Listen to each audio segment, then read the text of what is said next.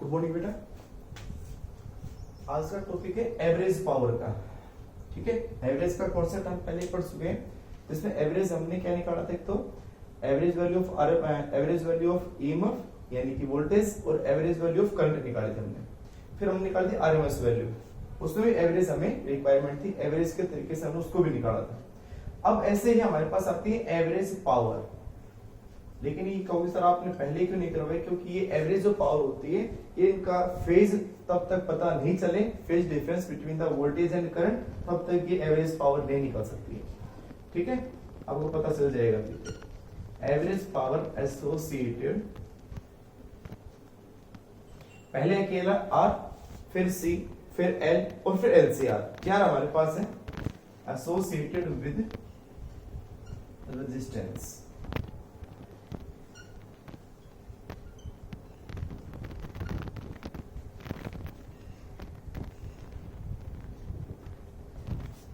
तो अगर अकेला सर्किट में रजिस्टर हो जिसके रेजिस्टेंस आर हो, तो पावर एसोसिएटेड यानी उसकी पावर डिसिपेटेड क्या होगी, एवरेज पावर क्या होगी। एक तो पावर डिसिपेटेड होती है कंप्लीट, वो हमें पता है आई स्क्वायर आर होती है। ठीक है, तो यहाँ पे एवरेज पावर क्या आएगी वो हमें निकालनी है। तो कैसे निकालोगे आप, सभी में आप एक चीज हमेशा लेके चलेंगे, चाहे करंट चाहे वोल्टेज। लेट मे बी आपको पेपर में वो कंडीशन खुद दे हो सकता है, तो हम ये मान लेते हैं लेट कि E is equal to E note sine omega t. ये मानो हमें इक्वेशन दे रखी है, हो सकता है वो करंट की इक्वेशन आपको दे, एज यू विश आप भी लेके चल सकते हैं, हो सकता है पेपर में बना क्या ऐसे बन क्या जाए। तो मान लो हमें सोर्स दिया है इंस्टेंटेनियस वैल्यू ऑफ ईएमएफ यानी voltage is equal to E note sine omega t, ये गिवन है। अब आपको ये पता करना है कि यहाँ पे रेजिस्टेंस है, रेजिस्टेंस के केस में वोल्टेज और करंट के बीच में कितना फेज डिफरेंस होता है, वोल्टेज और करंट के बीच में कितना फेज डिफरेंस होता है। तो आप देखोगे पीछे तो हमें पता चल जाएगा कि रेजिस्टेंस के केस में करंट और वोल्टेज सेम फेज में होते हैं। सेम फेज का मतलब दोनों में फेज डिफरेंस कितना होता है, 0 होता है। In case of resistance only, current end voltage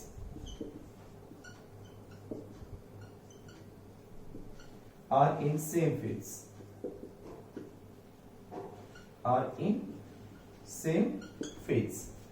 तो आप वोल्टेज की इक्वेशन पता है तो करंट की इक्वेशन क्या आएगी, सेम ऐसे ही, बस उसकी इंस्टेंटेनियस वैल्यू डिफरेंट होगी। तो हमारे पास सो करंट क्या आ जाएगा हमारे पास, सो I इज इक्वल टू क्या हो जाएगा, this is I note sine omega T. ना इसमें कुछ ऐड होगा ओमेगा टी में, ना कुछ घटेगा ना कुछ सब्ट्रैक्ट, कुछ नहीं होना यहाँ पे, सेम एज इट इज। वो साइन है तो ये भी साइन होगा। अब पावर क्या होती है, power not average power, power क्या होती है, पावर सप्लाई बोल सकते हैं, वो क्या होती है, बट पावर होती है वोल्टेज और करंट का product, this is E into I. तो इन दोनों का प्रोडक्ट कर रहे हैं। ठीक है, तो इन दोनों का प्रोडक्ट करोगे तो E note into I note sine omega T, sign omega T, this is sine square omega t. ठीक है, ये होगी पावर। अब average power, and average power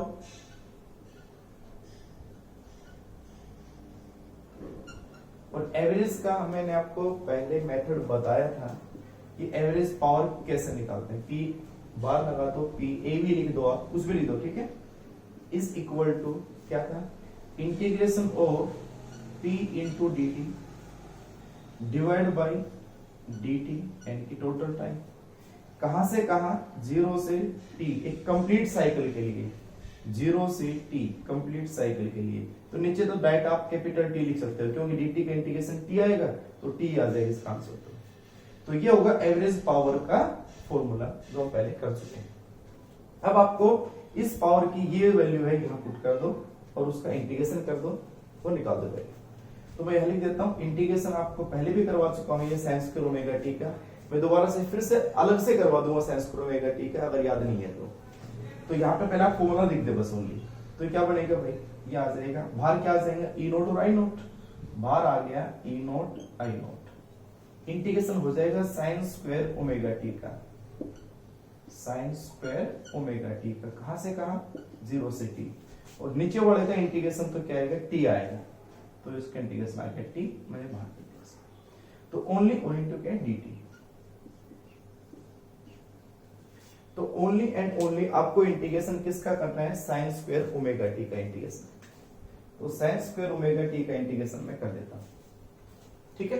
देखो भाई, integration of sine square omega T, भाई वाले बच्चों बेटा मैंने आपको बताया था कि इंटीग्रेशन आपको करके दिखाने की जरूरत नहीं है, आप डायरेक्ट इस काम से लिख सकते हो।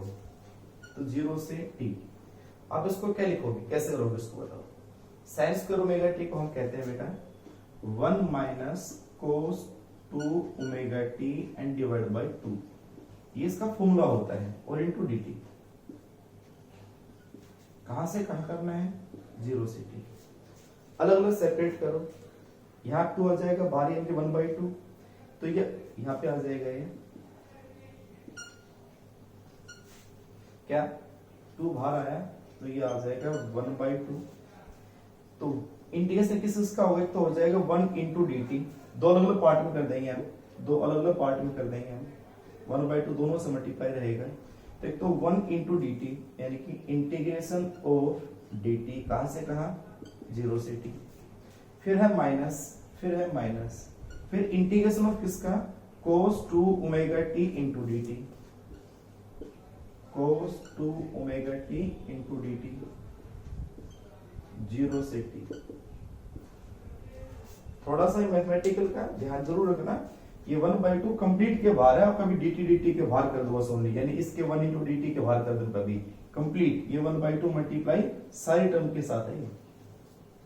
तो मैंने उन्हें क्या किया है कि दोनों पार्ट को अलग अलग कर दिया मैंने, एक तो 1 इंटू dt कर दिया, और एक माइनस, ये माइनस, और cos 2 omega t into dt, अब इनका आप अलग अलग सेपरेटली इंटीग्रेशन कर लें। तो आप इसका स्क्रीनशॉट ले पहले एक बार, ऐसे करना है, सभी सारे के सारे जो हमारे पास होंगे, जो मेथड होंगे, अकेला r का, फिर c का, l का, सभी के सभी का एक ही से मेथड होगा, ठीक है। बिटा रहा बेटा मैं,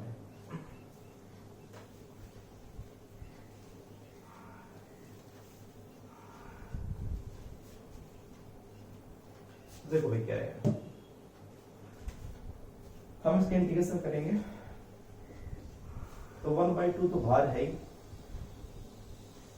dt का इंटीग्रेशन क्या बचेगा, t, तो t आ गए, तो माइनस cos 2 ओमेगा t का इंटीग्रेशन क्या होता है, cos 2 ओमेगा t का इंटीग्रेशन होता है sin 2 omega t and divide by 2 omega, divide by 2 omega, क्योंकि इंटीग्रेशन है, डिवाइड करोगे, लिमिट पुट करोगे इसमें, कहां से कहां, 0 से t, ठीक है।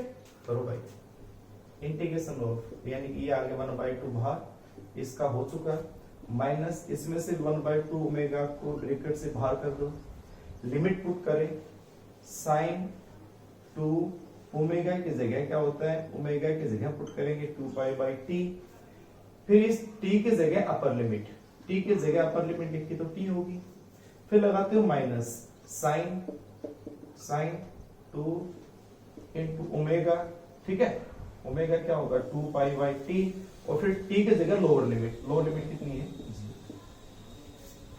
तो पहले t की जगह, इस t की जगह अपर लिमिट माइनस इस t की जगह लोअर लिमिट 0, क्या आएगा बताओ, ये t से t कैंसिल हो गया, ये तो सारा 0 हो जाएगा, साइन 0 0 होता है, कितना मत बचेगा बताओ, छोटा सा बचेगा बिल्कुल, यहां से आए t minus 1/2 omega, sine 2 into 2π 4π, मैंने बताया था साइन का इंटीजर मल्टीपल जो भी होता है, इंटीजर मल्टीपल ऑफ पाई, 2π 3π 1000π हो सही, उसकी वैल्यू हमेशा 0 होती है।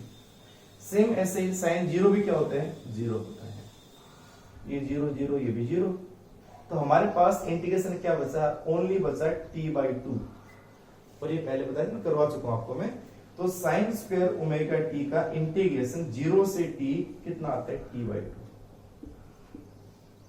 कितना आता है, t/2। तो अब डायरेक्ट एक स्टेप, ये स्टेप, दूसरा ये हो गया, तीसरा ये हो गया, चौथा ये हो गया, अब डायरेक्ट यहां से हम सीधा कह सकते हैं कि we know integration of sine square omega t of d t, इसका जो इंटीग्रेशन होता है वो होता है जी t/2। आप ये लिख सकते हैं t/2, आप सीधे यहाँ लिखो, बस कुछ करने की जरूरत नहीं है। यानी कि जो स्टेप मैंने करवाए आपको करने की जरूरत नहीं है। मेडिकल वाले बच्चे ध्यान से देख लें, कभी आप ये करने बैठे और आप गलत कर दें, गलत करने से बढ़िया आप करें नहीं, आप डायरेक्ट इसका आंसर लिखते हैं, वो बेटर है। ठीक है, तो आपका इसको स्क्रीनशॉट ले इसका और देखो आगे वैल्यू पुट करते हैं। हो गया भाई, अभी डायरेक्ट आगे याद रखना साइन स्क्वायर ओमेगा टी का integration.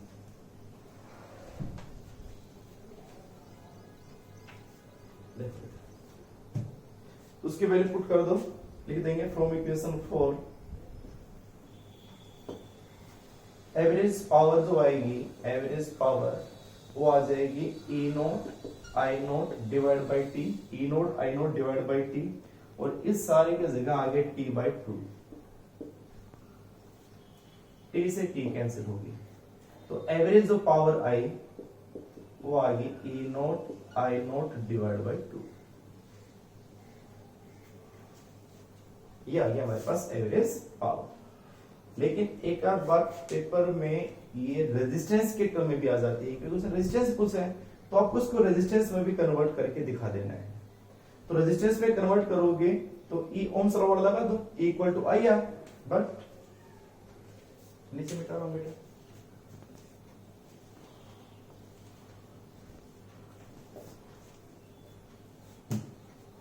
But E is equal to क्या होता है आई आर। लेकिन अगर ये क्या है मैक्सिमम, तो ये भी क्या होगा मैक्सिमम।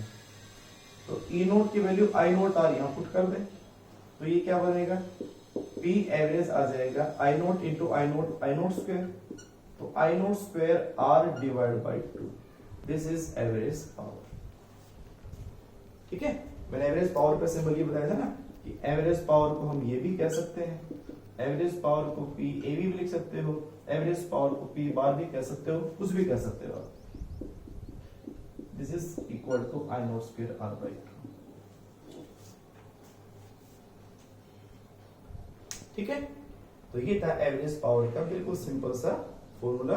डेरिवेशन मोस्ट इंपॉर्टेंट है, डेरिवेशन में देखा जाए तो एलसीआर और एवरेज पावर। ठीक है, नोट करो उसको आप।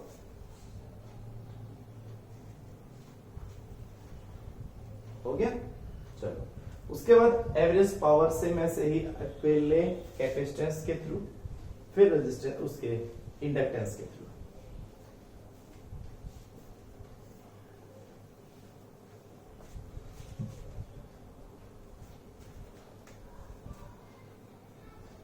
एवरेज पावर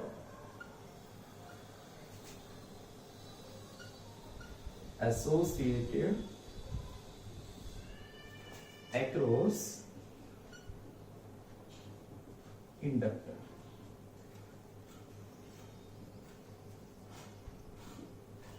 पहले एल का कर ले, बाद में सी का कर लो, कैसे भी कर लो।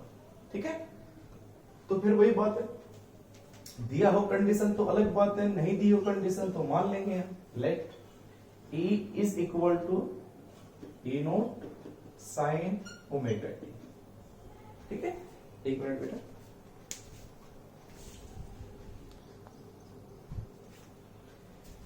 तो हमने वोल्टेज मान ली, instantaneous voltage equal to E naught sine omega t. अब आप बताएं इंडक्टर के अक्रॉस फेज डिफरेंस कितना होता है between voltage and current. Phase difference होता है π/2, ये तो पता है π/2 होता है। कौन लीड करता है इंडक्टर के केस में? इंडक्टर के केस में आप पीछे देखोगे तो इंडक्टर के केस में वोल्टेज लीड करता है, किससे? करंट से। ठीक है ना, तो आप यहां क्या लिखेंगे? The phase difference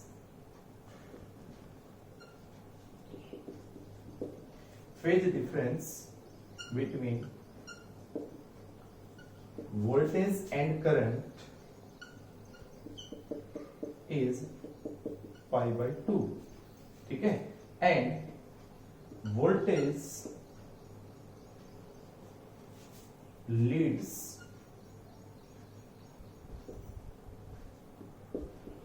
to current by a phase of π/2। सबसे जरूरी कॉन्सेप्चुअल क्वेश्चन, सबसे जरूरी जो हमें चाहती है वैल्यू, मैंने आपको बताया स्टार्टिंग में कि वो होता है फेज। वो फेज देंगे ढंग से कि कितना फेज डिफरेंस है। तीन तो एलिमेंट्स आ रही हैं, आर का केस 0 फेज, एल का केस 90 डिग्री यानी कि π/2, सी का केस π/2। ठीक है, तो ये हमारे पास है। कौन लीड करता है? लीड याद कर लें, तो इंडक्टर के केस में वोल्टेज लीड करता है। अब वोल्टेज लीड करता है इसका मतलब करंट लैग्स बिहाइंड है। अब वोल्टेज तो दे रखी है, मैंने कहा आपको कि भाई देखो आपकी पोजीशन तो फिक्स है, अब जो दूसरा आदमी रहेगा उस आदमी में आपके बीच में फेज डिफरेंस π/2 है, यानी इसका मतलब क्या है कि भाई वो आदमी है वो आपके पीछे रहेगा, तो आपके पीछे रहेगा, बस मेरी जगह तो फिक्स होगी, आप उसको खड़ा करो जहां करो आपकी मर्जी है। तो आप उसको कहां खड़ा करोगे, यानी कहां है वो करंट? आपके पीछे है, तो करंट अगर पीछे है तो आप उसको पीछे खड़ा करोगे। लेकिन अगर मान लो करंट फिक्स हो, अब करंट फिक्स हो गया, अब करंट पहले आ गया, इसका मतलब वोल्टेज को आपको शो करना है, क्या करना पड़ेगा? आपको वोल्टेज शो करना है तो वोल्टेज को आपको उसे आगे दिखाना है। ठीक है, अब वोल्टेज फिक्स है तो अब करंट को आपको पीछे दिखाना है आपको उसे, तो करंट की इक्वेशन क्या बनेगी और कितना पीछे दिखाना है? π/2, तो होगा तो साइन वेरिएशन ही, और π/2 पीछे कर दो उससे। ठीक है, और π/2 पीछे होता है कोस बन जाता है, आपको पता ही होगा।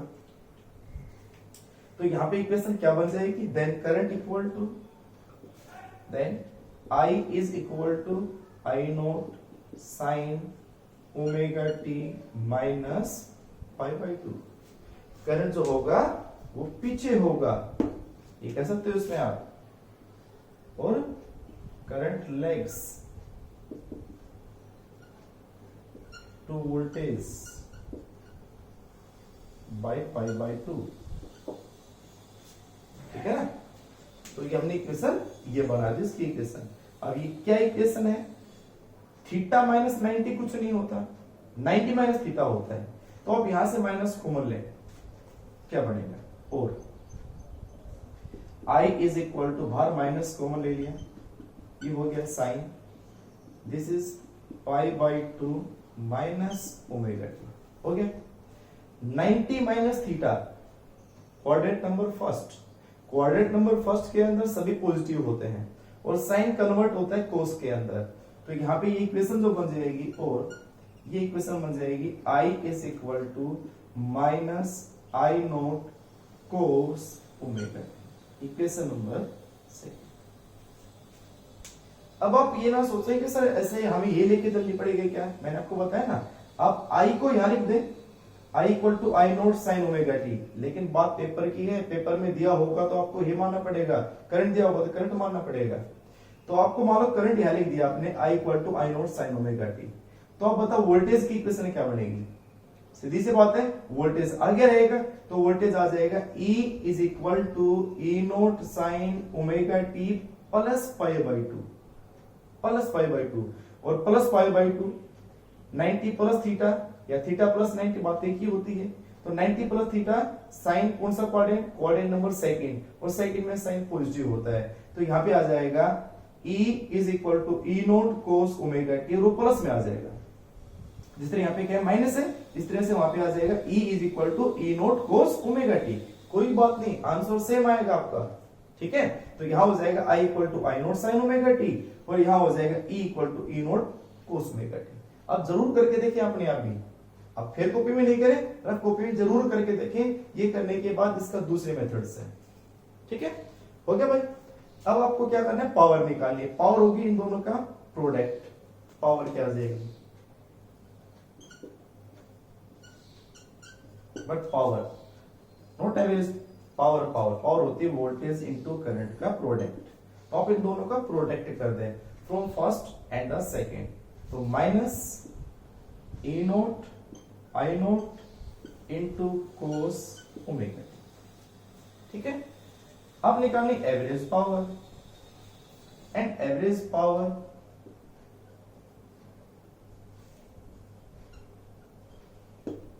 एवरेज पावर का फिर वही फॉर्मूला, क्या भाई सीधा कर दो मैं भाई, 1/t हो जाएगा वहां पे तो, और अंदर क्या आ जाएगा? P ऑफ dt 0 से, तो नीचे आप 0 से क्या करोगे? T ऑफ dt का तो t आएगा, तो ये आ जाएगा P ऑफ dt। अब इसकी वैल्यू पुट कर दे पावर की, तो यहां से माइनस E0 I0 बाहर रखें, तो ये क्या आएगा बेटा, minus E naught I note और डिवाइड बाई टी बाहर है ही पहले से, और इंटीग्रेशन ऑफ क्या बचेगा हमारे पास बेटा, अरे कोस एक और बचेगा ना साइन, भूल गए भाई, इसका तो कोस ओमेगा टी, इसका भी तो है ना साइन ओमेगा टी, ये भी तो है। इक्वेशन नंबर ये लिखे बेटा, ठीक है। तो ई note minus E naught I note और डिवाइड बाई टी बाहर आ गया, अंदर क्या बच गया, कोस omega T sign omega T, आप पहले कुछ भी लिख सकते हो उसको, sign omega t cos omega t, और इनटू में क्या है dt, इंटीग्रेशन कहां से कहां, 0 से, क्लियर। आप इसको अगर मैं 2 से डिवाइड कर दूं, 2 से मल्टीप्लाई कर दूं, आप इसको पहले नोट करें, ऊपर करता हूं, चलिए भाई नेक्स्ट।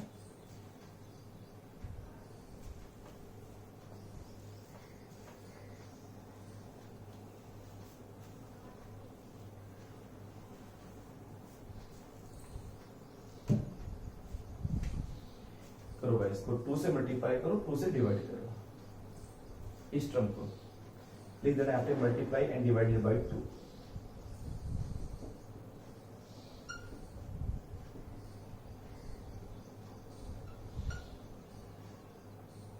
टू टर्म है, यानी कि 2 एक नंबर है ना, इक्वेशन है यहाँ पे। तो एवरेज पावर क्या देगी, average power is equal to minus A naught I naught divide by T, और ये आ जाएगा 2 से मल्टीप्लाई करोगे तो मल्टीप्लाई करेंगे तो इंटीग्रेशन ऑफ ये आ जाएगा 2 sign omega T into cos omega t, ठीक है, और इंटू डी टी, इंटीग्रेशन कहां से कहां, 0 से t, और 2 से डिवाइड करो तो डिवाइड करने वाले टर्म को बाहर कर देना है 2t। अब इतना तो मैथमेटिक्स आता होगा सभी को कि 2 साइन a कोस a क्या होता है, साइन 2a, ठीक है। तो इसका तो फॉर्मूला बन जाएगा, और P एवरेज ये आ जाएगा minus E naught I naught divide by 2t, integration of ये बन जाएगा साइन 2a यानी कि साइन 2 ओमेगा t, और इनटू में आ जाएगा dt, इंटीग्रेशन 0 से t। इक्वेशन नंबर 4 मैंने ये क्या है, sine 2 omega sorry sine omega t cos omega t is equal to sine 2 omega t, ये लिखा है मैंने, 2 sine a cos a, 2 sine a cos a that is sine 2a, ये लिखा मैंने यहाँ। तो यहाँ एक बात यहाँ बता देता हूँ आपको, थोड़ा सा ध्यान देना है चीज में। हमारे पास इक्वेशन करंट की और वोल्टेज की, अगर वोल्टेज की हमारे पास इक्वेशन स्टार्टिंग में थी E naught equal to E naught sine omega t, वहां पे ओमेगा के साथ मल्टीप्लाई 1 है ओनली, यानी फ्रीक्वेंसी वहां पे एंगुलर फ्रीक्वेंसी यूनिट है, ओमेगा है ओनली। आई नोट की वैल्यू, आई की इक्वेशन लिखी आपने, I equal to minus I naught cos omega t, ठीक है, वहां भी ओमेगा सिंगल है, सिंगल फ्रीक्वेंसी है। लेकिन जब पावर की इक्वेशन देखेंगे, चाहे आप यहां देख लो चाहे आप यहां देख लो, अगर आप यहीं पे इसको 2 से मल्टीप्लाई कर देते, 2 से डिवाइड कर देते यहीं से ही, तो आपकी इक्वेशन यहाँ क्या बनती, यही इक्वेशन बन जाती minus E naught I note, और ये हो जाता डिवाइड बाई 2, और ये आ जाता साइन 2 ओमेगा टी। तो यहाँ ओमेगा के साथ क्या 2, जैसे ये आ गया 2 ओमेगा।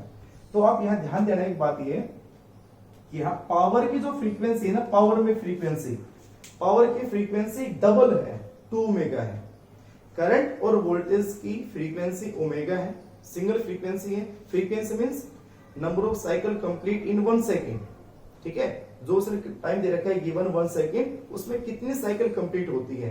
तो वोल्टेज और करंट तो एक एक फ्रीक्वेंसी कंप्लीट करेंगे अपने उसी 1 सेकेंड में, लेकिन पावर की जो फ्रीक्वेंसी होगी, पावर की जो फ्रीक्वेंसी होगी वो डबल होगी, दिस इज 2 ओमेगा। क्योंकि हमें ग्राफिकल वेरिएशन करना है थोड़ी देर में, तो आपको यहाँ पे जरूर ध्यान रखना है कि पावर की फ्रीक्वेंसी डबल है। वोल्टेज में आया था साइन, करंट में आया कोस, और पावर में क्या आया साइन। ध्यान देना बात, वोल्टेज में कोस, करंट में वोल्टेज में साइन, करंट में कोस, और वापस पावर में क्या है साइन। जब ग्राफिकल वेरिएशन करूंगा दोबारा से इक्वेशन में लिख दूंगा, लेकिन फिर भी आप थोड़ा ध्यान रखें। तो यहाँ ये इक्वेशन आ गई। अब आपको दोबारा से फिर वही, आपको इसका इंटीग्रेशन अलग से करके दिखा देना है कि इसका इंटीग्रेशन क्या होता है और वापस इसमें पुट कर दे, ठीक है। तो भाई इसका इंटीग्रेशन कर देता हूं मैं, but integration of sign 2 omega T D T 0 से t हमें करके दिखाना है एक बार। यहाँ पे आप डायरेक्ट आंसर लिखना, मैं करके दिखा देता हूं। तो साइन 2 ओमेगा टी का इंटीग्रेशन होता है minus cos 2 omega T and divided by 2 omega. Limit put कर दें 0 से t, ठीक है। नीचे का नोट कर लिया होगा।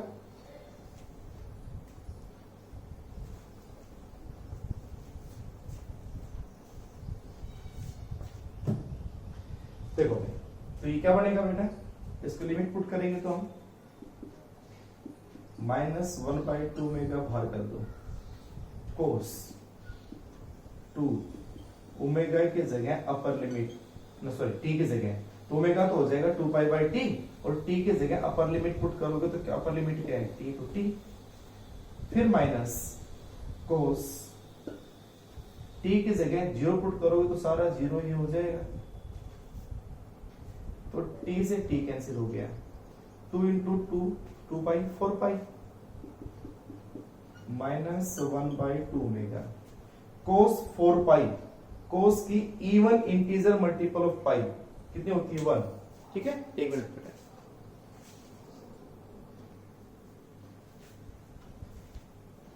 तो साइन 2 ओमेगा टी का इंटीग्रेशन बता रहा हूं आपको।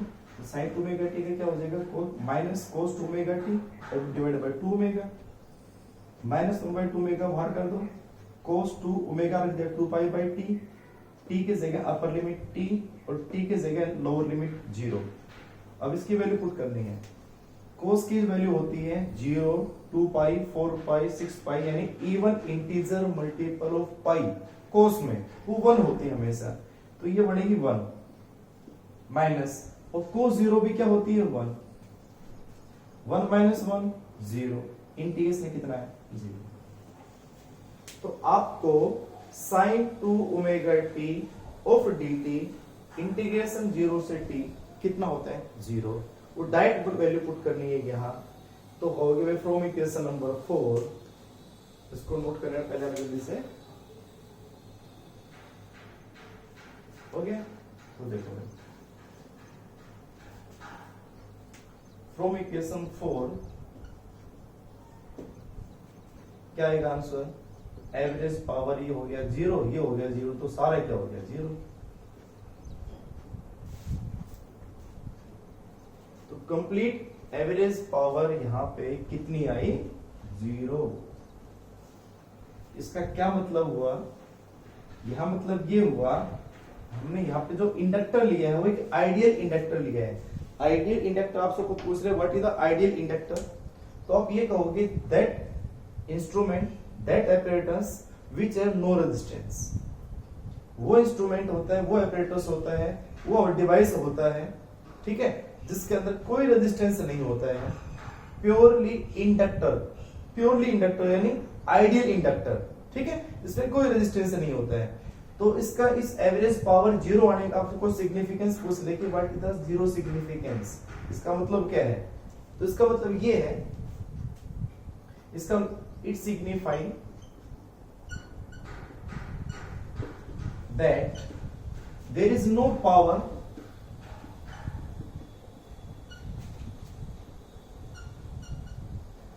dissipated,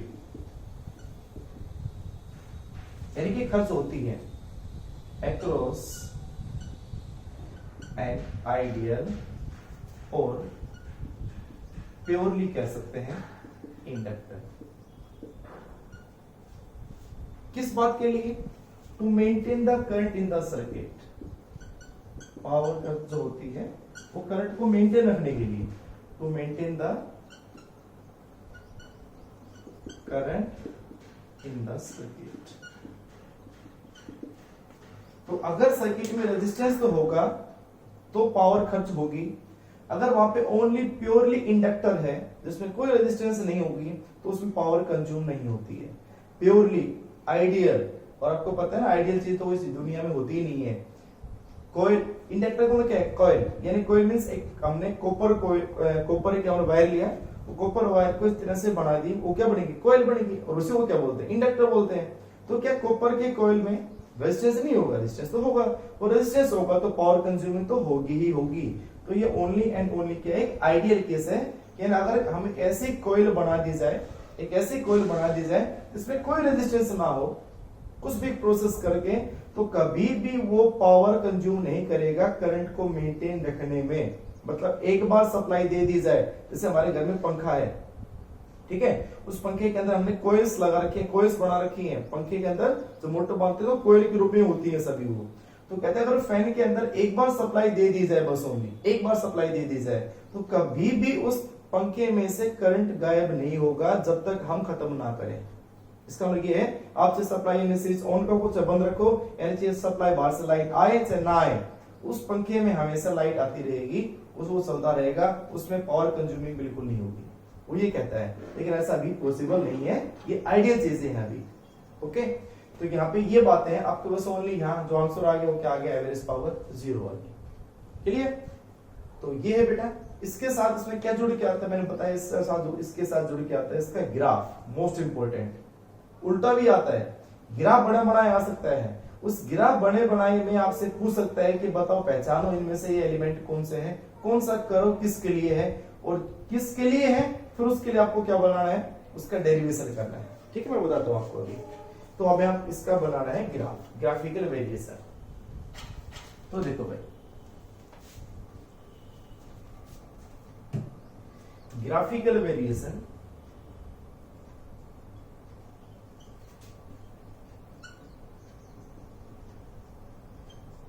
between voltage, current and power, ठीक है, वर्सेस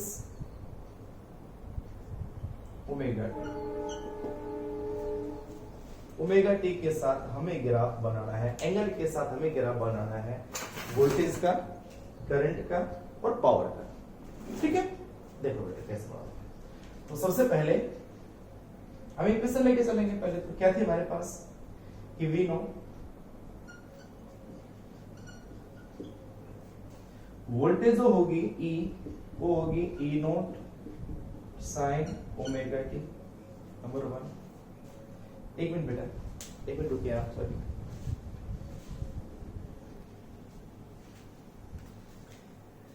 तो वोल्टेज होगी बेटा E equal to E note sine omega t, क्योंकि हम ये लेके चले थे, हम ये लेके यहाँ पे चलेंगे।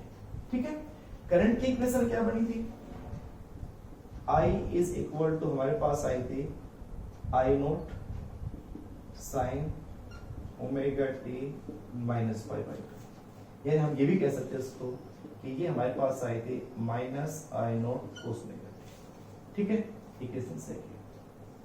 और पावर जो बनेगी, and power not average, only power, power थी वोल्टेज और करंट का प्रोडक्ट। वोल्टेज और करंट का प्रोडक्ट बन जाएगी minus E naught I note, 2 से मल्टीप्लाई कर दो, 2 से डिवाइड कर दे। ठीक है, तो ये हमारे पास इक्वेशन क्या बनेगी, ये बन जाएगी 2 से डिवाइड कर दिया और 2 से मल्टीप्लाई करोगे तो 2 साइन ए को से क्या बनेगा, साइन 2a।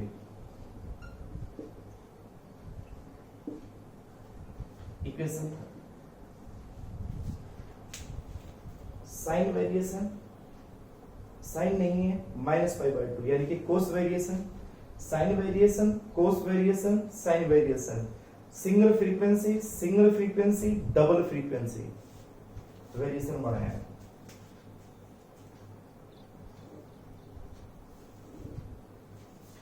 यहां पे हमारे पास तीनों है, E है, I है एंड P है, और इधर है ओमेगा टी। ठीक है,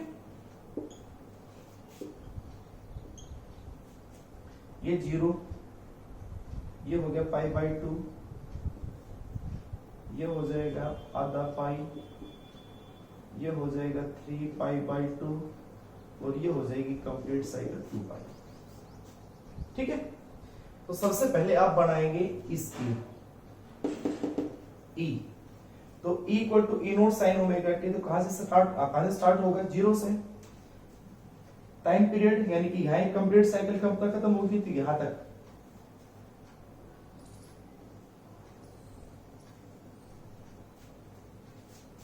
ठीक है, तो ये जो हमारे पास वेरिएशन आया, ये वेरिएशन किसका है, ये वेरिएशन है वोल्टेज का। अब आपको बताना है करंट का वेरिएशन। वो करंट पाई बाई 2 पीछे होगा वोल्टेज से, पीछे माइनस कोस, माइनस करो नीचे से, कितने का डिफरेंस, पाई बाई 2 का। क्या वेरिएशन आ जाएगा, ये वेरिएशन आ जाएगा। हो सकता है सभी का एम्पलीट्यूड में डिफरेंस हो। अब जितना ये मैक्सिमम है इतना ऊपर भी होना चाहिए ना।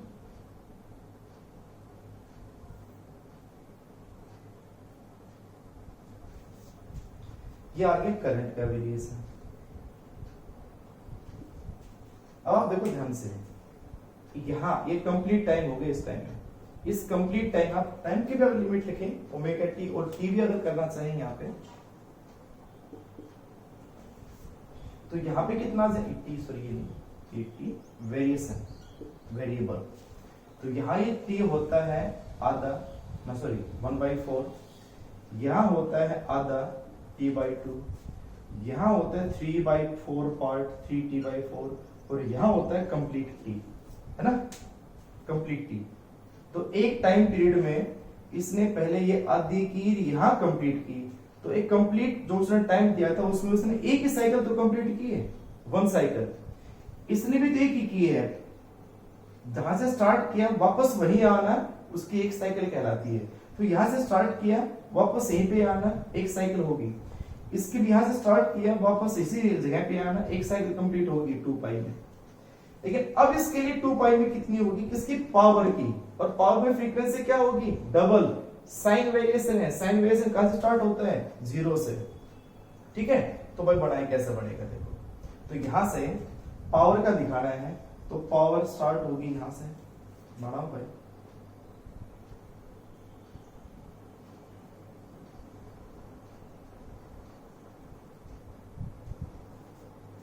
और बड़ा इसका एम्पलीट्यूड दिखा सकते हो, क्योंकि देखो ये चीजें किससे मिलती हैं, आप बताओ ध्यान से। एक बार आपने थोड़ा बहुत प्रोग्रेशन में याद होगा बीट, कि भाई एक इस तरह से है, एक मान लो मैं सेम ऐसे कैसे बना दूं, एक और ऐसे ये बना दिया, इतना तो आपको याद होगा। ये क्रस्ट है, ये क्रस्ट है, जब एक वेव का क्रस्ट दूसरे वेव के क्रस्ट से अगर सुपर इम्पोज होता है, मिक्स होता है, मिलता है, तो नेट एम्पलीट्यूड बढ़ता है। ट्रफ से ट्रफ भी मिलेगा तो बढ़ेगा, लेकिन अगर क्रस्ट से ट्रफ अगर आपस में सुपर इम्पोज होते हैं, ये इसका क्रस्ट इसका ट्रफ, यानी कि क्रस्ट हो गया ट्रफ हो गया, और वेव इस तरह से चले, दूसरी वेव ये दूसरी है, तो ये वेव क्रस्ट ये ट्रफ, तो ये दोनों आपस में अपोजिट फेज में, अपोजिट फेज का मतलब पाई का फेज का डिफरेंस है, तो इन दोनों का रिजल्टेंट क्या होगा भाई, ये चीज इसमें से माइनस कर दो तो इसका रिजल्टेंट ये बचेगा थोड़ा सा।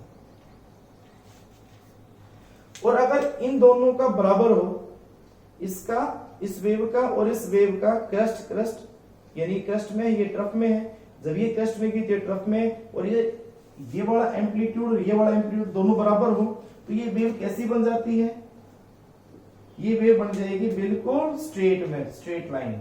और आपने पढ़ा होगा एक स्टेशनरी वेव, स्टैंडिंग वेव, तो स्टैंडिंग वेव ये तो होती थी कि two wave are superimpose having of same क्या बेटा, amplitude but out of phase, phase difference कितने का होता है, पाई का। तो सेम इसी तरह से आप इसका भी वेरिएशन दिखा सकते हैं। जब ये वेव, जब हमारे पास ये वाली आधी साइकिल में, देखोगे ध्यान से देखो, आधी साइकिल में, तो ये वाली साइकिल किसमें, क्रस्ट में है, ये वाली साइकिल हमारे पास देखो पीछे यहां से लेकर यहां तक इसमें ट्रफ में है।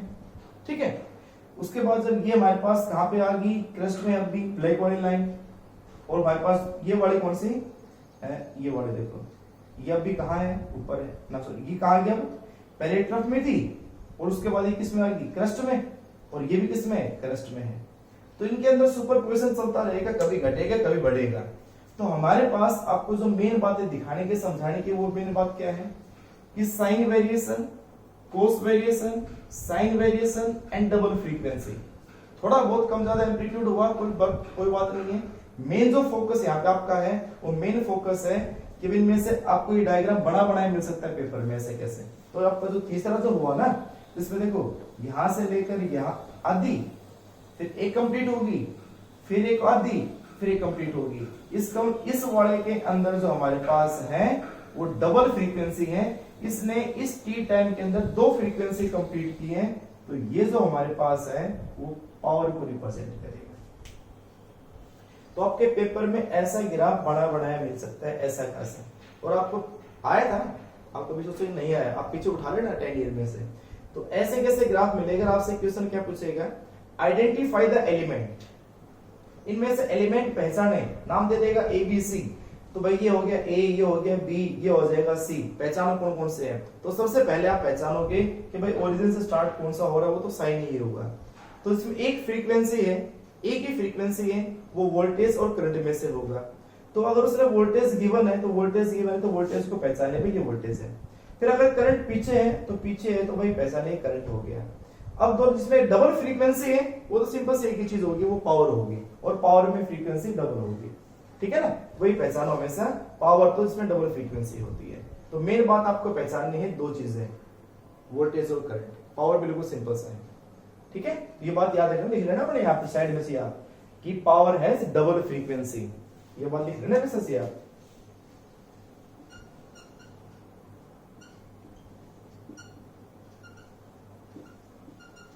एंड साइन वेरिएशन, ताकि आगे याद रहे। ठीक है, तो ये हो गया हमारे पास इंडक्टर या आइडियल इंडक्टर का एवरेज पावर। अगर आप अपने आप कर सकते हैं एवरेज पावर अक्रॉस कैपेसिटर तो बहुत बेस्ट है। नहीं कर पाओ तो मैं आपको कल करवा दूंगा। इसके लिए आज के लिए इतना सफिशिएंट है, इतना आप करना अच्छे से आज। ठीक है, थैंक यू।